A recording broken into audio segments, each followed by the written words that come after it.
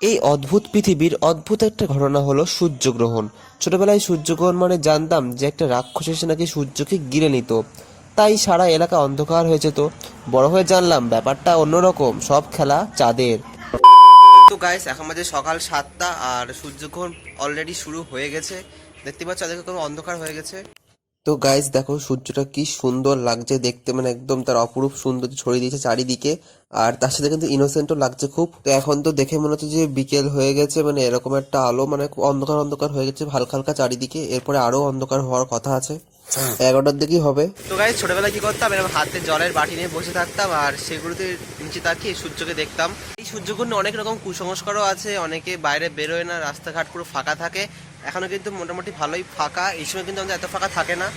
রাস্তার অবস্থা দেখো, সবসময় লোকজনের গম গম করে, আজকে একদমই ফাঁকা। তো বহু লোক কিন্তু বাইরে বেরোয় না, কি কারণে আমি নিজেও জানি না ওটা কেন যে বাইরে বেরোয় না। বা বেসিক্যালি যেটা হয়, মেনলি যেটা অতিবেগুনি রশ্মি, ওটাই আমাদের ক্ষতি করে চোখের। আর এর থেকে বেশি আমার কিছু জানা নেই। আর তোমাদের বলবো খাবার দাবার সব ভালো করে ঢেকে রাখতে, তাহলেই মোটামুটি সব ঠিকঠাক থাকবে, আর কোনো সমস্যা থাকবে না। উফ, সূর্যটা যে এত সুন্দর লাগছে কি বলবো।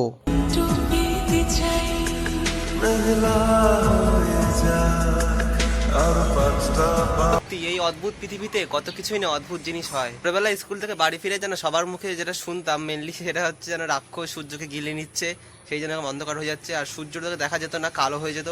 সেটা আমরা বাটির থালা জল ভরে দেখতাম। আবার এরকম অদ্ভুত জিনিস একবার দেখলে মনে হয় যে দেখেই যাই। এই ছোট্ট পৃথিবীতে কত কিছুই না আছে এক্সপ্লোর করা।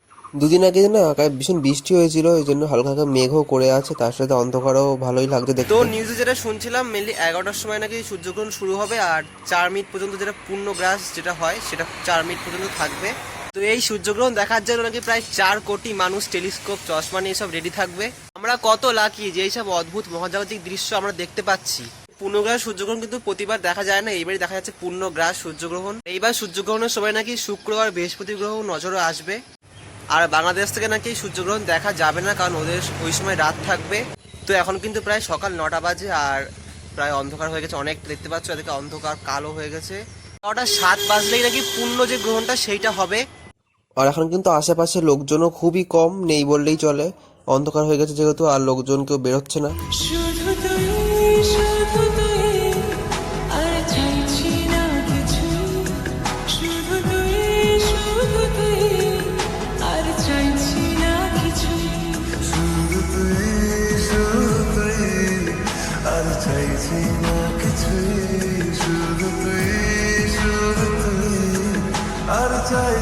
ছাদে চলে এসেছি সূর্যগ্রহণ দেখার জন্য, আর দেখো পুরো অন্ধকার হয়ে গেছে চারিদিকে, অলরেডি কিন্তু শুরু হয়ে গেছে সূর্যগ্রহণ। প্রকৃতির সৌন্দর্য কখনো দেখা যায় সমুদ্রে, কখনো দেখা যায় বনে। স্মৃতি ভালো হোক বা খারাপ, সবসময় থেকে যায় মনে। তো গাইস, ভিডিওটাকে আর বেশি স্টেজ করে বড় করছে না, এই ছিল আজকে সিম্পল ভিডিও। কেমন লাগলো অবশ্যই কমেন্টে বলে দিও, আর চ্যানেল নতুন থাকলে অবশ্যই সাবস্ক্রাইব মাস্ট।